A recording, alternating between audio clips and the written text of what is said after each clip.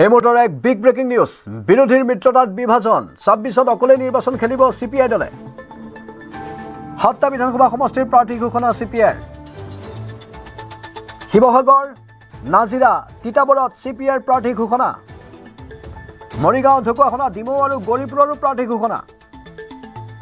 প্ৰদেশ কংগ্ৰেছৰ সঁহাৰি নাপায় অকলে নিৰ্বাচন খেলিবলৈ সাজু হৈছে এতিয়া কমিউনিষ্ট পাৰ্টি অফ ইণ্ডিয়া নাজিৰাত কনক গগৈ তিতাবৰত বিশ্বজিৎ শইকীয়া ঢকুৱাখনাত ধীৰেন কছাৰী গৌৰীপুৰত শ্বেখ মনছুৰ ৰহমান মৰিগাঁৱত তপন ডেকা ডিমৌত কৃষ্ণ গগৈৰ নাম ঘোষণা কৰিছে কমিউনিষ্ট পাৰ্টি অফ ইণ্ডিয়াই বিৰোধীৰ মিত্ৰতাৰ কথা উচ্চাৰিত হৈ আছে এইকেইদিন অখিল গগৈয়ে ডেডলাইন দি আছে ৩১ জানুৱাৰী কিন্তু কংগ্ৰেছে ক্ৰমান্বয়ে যেন সেই সমগ্ৰ বিষয়টোৰ পৰা ফালৰি কাটিবলৈ চেষ্টা কৰি আছে নিজে অকলেই ১০০খন আসনত নিৰ্বাচনত অৱতীৰ্ণ হোৱাৰ কথা কংগ্ৰেছে কৈ আছে বিপৰীতে বিৰোধী আন দলবোৰৰ কথা চিন্তা ভাৱনা নকৰা বুলিও অভিযোগ উত্থাপন কৰিছে অখিল গগৈকে ধৰি আন নেতাসকলে আৰু তাৰ মাজতেই হঠাৎ চিপিআই দলে অকলে নিৰ্বাচন খেলাৰ কথা ঘোষণা কৰিছে ৭টা বিধানসভা সমষ্টিৰ প্ৰাৰ্থী ঘোষণা কৰিছে কমিউনিষ্ট পাৰ্টি অফ ইণ্ডিয়াই শিৱসাগৰ নাজিৰা তিতাবৰত চিপিআইৰ প্ৰাৰ্থী ঘোষণা মৰিগাঁও ঢকুৱাখনা ডিমৌ আৰু গৌৰীপুৰৰো প্ৰাৰ্থী ঘোষণা কৰা হৈছে প্ৰদেশ কংগ্ৰেছৰ সঁহাৰি নাপায় অকলে নিৰ্বাচন খেলিবলৈ এতিয়া সাজু হৈছে কমিউনিষ্ট পাৰ্টি অফ ইণ্ডিয়া আমাৰ জ্যেষ্ঠ সাংবাদিক দীপাংকৰ আছে ফোন লাইনত দীপাংকৰ অধিক কি তথ্য আছে আপোনাৰ লগত প্ৰাঞ্জল চাওক নিৰ্বাচনৰ দিন খুব চমু চাপি আহিছে আৰু তেনে মুহূৰ্তত বিৰোধী ঐক্য মঞ্চ বুলি যিদৰে তেওঁলোকে বৈঠক অনুষ্ঠিত কৰিব লাগিছিলে বা সমষ্টি কেন্দ্ৰিক লৈ তেওঁলোকে যিদৰে আলোচনা কৰিব লাগিছিলে তাত কোনো সঁহাৰি নাপায় আজিৰ দিনটোত গুৱাহাটীৰ ৰাজগড়স্থিত যিটো ভাৰতৰ অসমৰ ৰাজ্য পৰিষদৰ যিটো ভাৰতৰ কমিউনিষ্ট পাৰ্টি চিপিআই চমুকৈ এই দলটোৱে প্ৰাৰ্থীৰ তালিকা ঘোষণা কৰিছে সকলোকে আচৰিত কৰি তুলি বিৰোধীৰ কোনো সঁহাৰি নাপায় বিশেষকৈ মূলতঃ বিৰোধীৰ যি নেতৃত্ব লৈ থকা কংগ্ৰেছ দলৰ প্ৰতি সঁহাৰি নাপায় তেওঁলোকে ৰৈ এক প্ৰকাৰ আজি এই প্ৰাৰ্থী তালিকা ঘোষণা কৰিবলগীয়া নিচিনা এটা পৰিৱেশ সূচনা হৈছে আমি এই খবৰটো প্ৰথমে নিউজ ১৮ অসম নৰ্থ ইষ্টৰ দৰ্শকসকলৰ বাবে ব্ৰেক কৰিছো দৰ্শকসকলক জনাইছো যে শিৱসাগৰ নাজিৰা তিতাবৰ মৰিগাঁও ঢকুৱাখনা ডিমৌ আৰু গৌৰীপুৰ আৰু আটাইকেইটা সমষ্টিতে সিলেক্টেড কিছুমান প্ৰাৰ্থীক বৰ্তমান তাত নাম ঘোষণা কৰা হৈছে তাৰ ভিতৰত যদি আমি কওঁ নাজিৰাত কনক গগৈ তিতাবৰত বিশ্বজিৎ শইকীয়া ঢকুৱাখনাত ধীৰেন কছাৰী গৌৰীপুৰত শ্বেখ মনছুৰ ৰহমান মৰিগাঁৱত তপন ডেকা আৰু ডিমৌত কৃষ্ণ গগৈ আৰু শিৱসাগৰত সুভাষিনী বৰুৱা সত্যেন্দ্ৰ গগৈ আদন বৰুৱা আৰু অনুপ গগৈৰ নাম চৰ্চাত আছে গতিকে এই চাৰিজনৰ ভিতৰত এগৰাকী হয়তো শিৱসাগৰৰ প্ৰাৰ্থী হিচাপে অৰ্থাৎ চূড়ান্ত হ'ব গতিকে সেয়া কিছু সময় লাগিব কিন্তু আজিৰ দিনটোত অসমৰ ৰাজনীতিৰ আটাইতকৈ ডাঙৰ খবৰ যে বিজেপিয়ে যিদৰে কঁকালত টঙালি বান্ধি এক প্ৰকাৰ নিৰ্বাচনৰ বাবে সাজু হৈছে তেনে মুহূৰ্তত হয়তো দ্বিতীয়টো দল ক'বলৈ গ'লে ৰাজ্যত যে চিপিআইয়ে আজি প্ৰাৰ্থীৰ তালিকা ঘোষণা কৰিছে তাকো আনুষ্ঠানিকভাৱে এই মুহূৰ্তত বিজেপিয়ে কৈছে যে অধিসূচনা জাৰি হোৱাৰ প্ৰাক মুহূৰ্তত তেওঁ প্ৰদেশ যি বিজেপিৰ সভাপতি দিলীপ শইকীয়া তেওঁ যোৱাকালিও এটা সংবাদমেলত এটা কথা প্ৰকাশ কৰিছে যে হয় ২৫ ফেব্ৰুৱাৰীৰ আশে পাশে হয়তো প্ৰথমখন তালিকা বিজেপি প্ৰকাশ কৰিব কিন্তু তাৰ পূৰ্বেই সকলোকে আচৰিত কৰি আজি ২৭ অৰ্থাৎ জানুৱাৰী মাহৰ শেষৰ ফালে এই ধৰণৰ এখন প্ৰাৰ্থী তালিকা ঘোষণা কৰি সকলোকে আচৰিত কৰি তুলিছে চিপিআইয়ে বিশেষকৈ কংগ্ৰেছলৈকে এখন পত্ৰ প্ৰেৰণ কৰিছিলে চিপিআইয়ে তেওঁলোকে কৈছিল যে এইকেইটা সমষ্টিত আমি নিৰ্বাচন খেলিব বিচাৰিছো কিন্তু কংগ্ৰেছৰ ফালৰ পৰা কোনো সঁহাৰি পোৱা নাই যোৱা ২ জানুৱাৰীতে এই গোটেই বিষয়টো সন্নিৱিষ্ট কৰি চিপিআইয়ে কংগ্ৰেছলৈ পত্ৰ লিখিছিল আৰু কংগ্ৰেছক স্পষ্টভাৱে দাবী কৰিছিল যে এইকেইটা সমষ্টিত আমি নিৰ্বাচন খেলিবলৈ খোজো কিন্তু কংগ্ৰেছৰ ফালৰ পৰা কোনো ৰিপ্লাই অহা নাই কোনো সঁহাৰি নোপোৱাত তেওঁলোকে আজি আনুষ্ঠানিকভাৱে ৭টাকৈ অসমৰ বিধানসভা সমষ্টিৰ তেওঁলোকে প্ৰাৰ্থীৰ তালিকা নাম এক প্ৰকাৰ চূড়ান্ত কৰিছে প্ৰাঞ্জল ধন্যবাদ দীপাংকৰ দাস ইতিমধ্যে আমি নামবোৰ জনাইছোঁ শিৱসাগৰ নাজিৰা তিতাবৰ মৰিগাঁও ঢকুৱাখনা ডিমৌ আৰু গৌৰীপুৰৰ প্ৰাৰ্থী কোন কোন প্ৰদেশ কংগ্ৰেছৰ সঁহাৰি নাপায় যিহেতু অকলে নিৰ্বাচন খেলিবলৈ সাজু হৈছে চিপিআই দল নাজিৰাত কনক গগৈৰ নাম তেওঁলোকে প্ৰক্ষেপ কৰিছে তিতাবৰত বিশ্বজিৎ শইকীয়া ঢকুৱাখনাত ধীৰেন কছাৰী গৌৰীপুৰত শ্বেখ মনছুৰ ৰহমান মৰিগাঁৱত তপন ডেকা ডিমৌত কৃষ্ণ গগৈৰ নাম তেওঁলোকে ঘোষণা কৰিছে শিৱসাগৰত চিপিআইৰ পেনেলত আছে ৪গৰাকী প্ৰাৰ্থীৰ নাম অৱশ্যে কংগ্ৰেছে বিচাৰিলে এতিয়াও মিত্ৰতা কৰিবলৈ আগ্ৰহী চিপিআই দলটো সেই কথাও উল্লেখ কৰা হৈছে কিন্তু কংগ্ৰেছে যেনেধৰণৰ মনোভাৱ পোষণ কৰিব লাগে আন মিত্ৰ দলৰ প্ৰতি তেনেধৰণৰ মনোভাৱ নেদেখাৰ বাবেই এক প্ৰকাৰ যেন বিৰোধীয়ে নিজাকৈ প্ৰাৰ্থী ঘোষণা কৰিবলৈ বাধ্য হৈছে বিৰোধীৰ আন দলবোৰে চিপিআই সেইটোৱে যেন কৰিছে কাৰণ ক'ৰবাত কিবা এটা কথাত যেন তেওঁলোক অসন্তুষ্ট সেই ভাৱধাৰা সেই ইংগিতেই যেন তেওঁলোকে প্ৰদান কৰিছে হঠাৎ তেওঁলোকে 7টা বিধানসভা সমষ্টিৰ প্ৰাৰ্থী তালিকা ঘোষণা কৰি দিছে আৰু সিয়ে যথেষ্ট তাৎপৰ্য বহন কৰিছে আৰু কিছু পৰিমাণে হ'লেও হলঠেকত পৰিব পাৰে কংগ্ৰেছ দলটো পুনৰ বিৰোধীৰ মিত্ৰতাত বিভাজন বিগত সময়তো এনেধৰণৰ অৰি বা খেলিমেলিবোৰ পোহৰলৈ আহিছিল যাৰ বাবে বিৰোধী শক্তি কিছু পৰিমাণে হ্ৰাস পোৱা বুলিও বিভিন্নজনে অভিযোগ উত্থাপন কৰিব বিচাৰে এইবাৰো ঠিক তেনেধৰণৰ হ'ব নেকি তাক লৈ এতিয়া স্বাভাৱিকতে সন্দেহ উপজিছে সকলোৰে মনত আমাৰ জ্যেষ্ঠ সাংবাদিক মৃদুপৱন গোস্বামী আছে নিউজ ডেস্কৰ পৰা লাইভত মৃদুপৱন স্বাভাৱিকতে গুৰুত্বপূৰ্ণ কথা ক'ৰবাত যেন ইংগিত দিছে CPI দলে বহুকেইটা নিশ্চয় প্ৰাঞ্জল চাওক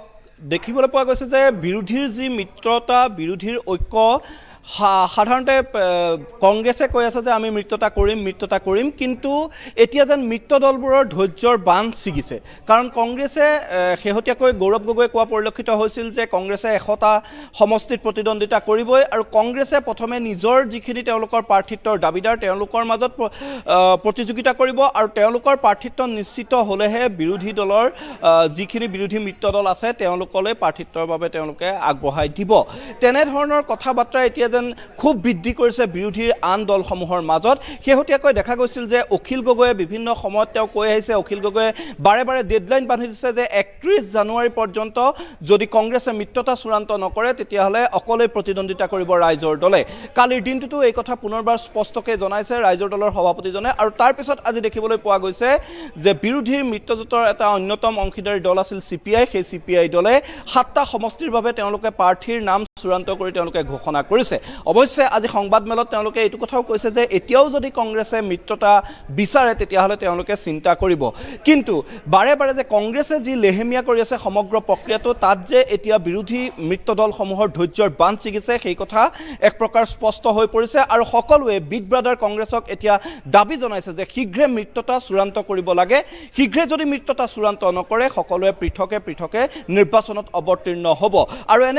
এনেদৰে যদি সঁচাকৈ কংগ্ৰেছে বিৰোধী দলসমূহক একত্ৰিত কৰিবলৈ সক্ষম নহয় তেওঁলোকে নিজৰ দল শক্তিশালী কৰিবলৈ গৈ যদি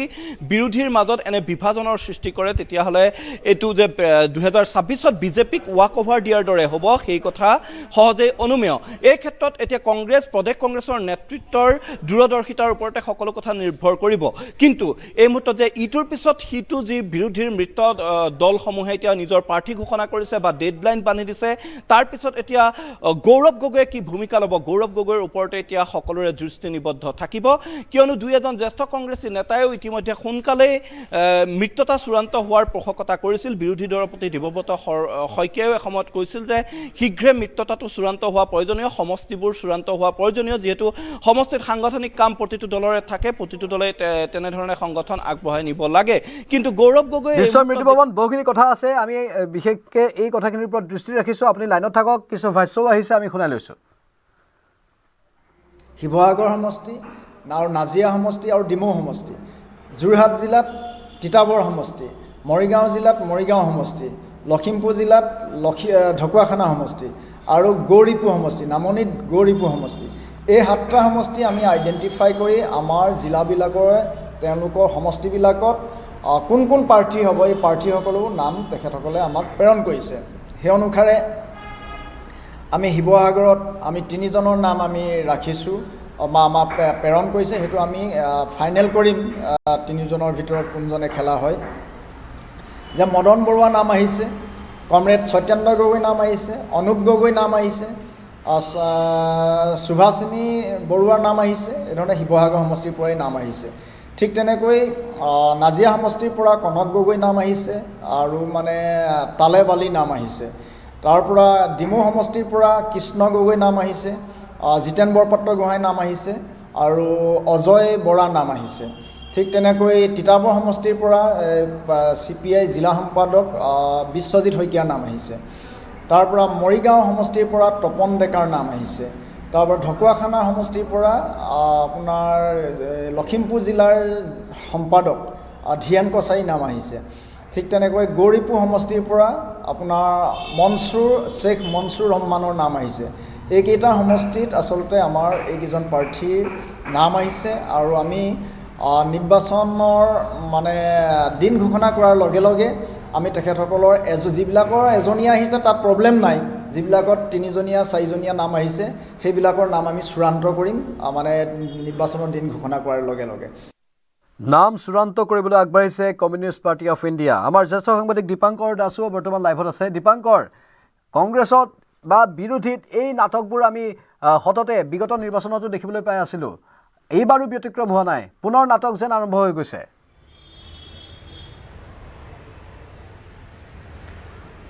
নিশ্চয় প্ৰাঞ্জল, চাওক 7খন অৰ্থাৎ 7টাকৈ সমষ্টিৰ প্ৰাৰ্থীৰ নাম এক প্ৰকাৰ চূড়ান্ত কৰিছে।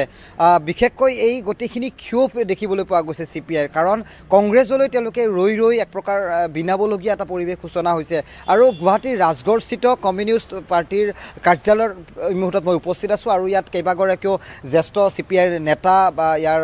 যি কাৰ্যনিৰ্বাহ সমিতিৰ কিছুসংখ্যক সদস্য মোৰ লগত উপস্থিত আছে। কিন্তু যোৱাকালি 27 তাৰিখ সন্ধিয়াৰ ভাগত ইয়াত কাৰ্যনিৰ্বাহৰ ৰাজ্যিক পৰ্যায়ৰ এখন ইয়াত সভা অনুষ্ঠিত হৈছিল আৰু এই সভাতে আনুষ্ঠানিকভাৱে এই সিদ্ধান্ত গ্ৰহণ কৰা হৈছে যে ৰাজ্যৰ 7টাকৈ সমষ্টিত এইবাৰ CPIয়ে প্ৰাৰ্থী দিব। 2 জানুৱাৰীতে কংগ্ৰেছলৈকে তেওঁলোকৰ সমৰ্থযোগ্যভাৱে এখন পত্ৰ প্ৰেৰণ কৰা হৈছিলে, কিন্তু কংগ্ৰেছৰ ফালৰ পৰা কোনো আনুষ্ঠানিক সঁহাৰি নাপায় আজিৰ দিনটোত গুৱাহাটীৰ মুখ্য কাৰ্যালয়ৰ পৰাই 7টাকৈ সমষ্টিৰ প্ৰাৰ্থী এই মুহূৰ্তত চূড়ান্ত কৰিছে, তেওঁলোকে নাম ঘোষণা কৰিছে। আৰু এই মুহূৰ্তত মোৰ লগত CPIৰ ৰাজ্যিক সম্পাদক কনক গগৈ উপস্থিত আছে। কনক দা, মই আপোনাক বিচাৰিছোঁ, গতিকে এই যিখিনি আপোনালোকৰ ধৈৰ্য এক প্ৰকাৰ কংগ্ৰেছলৈ আপোনালোকে বাদ চালে, কিন্তু আজি এই মুহূৰ্তত যি ধৰণৰ কথা আপোনালোকে ঘোষণা কৰিব লগা হ'ল, এই ঘটনা এক প্ৰকাৰ চূড়ান্ত আপোনালোকৰ বাবে অলপ আগবঢ়াই ফ্ৰেমত চাওক, আমি যোৱাকালি কাৰ্যনিৰ্বাহকৰ সভা হৈছে। ইয়াৰ পূৰ্বে আমাৰ 19 তাৰিখৰ পৰা 21 তাৰিখলৈকে আমাৰ জাতীয় পৰিষদৰ সভা খাম্মামত অনুষ্ঠিত হৈছিল। আমাৰ পাৰ্টীৰ ৰাষ্ট্ৰীয় পৰিষদৰ যিটো পৰামৰ্শ, এই পৰামৰ্শটো হৈছে যে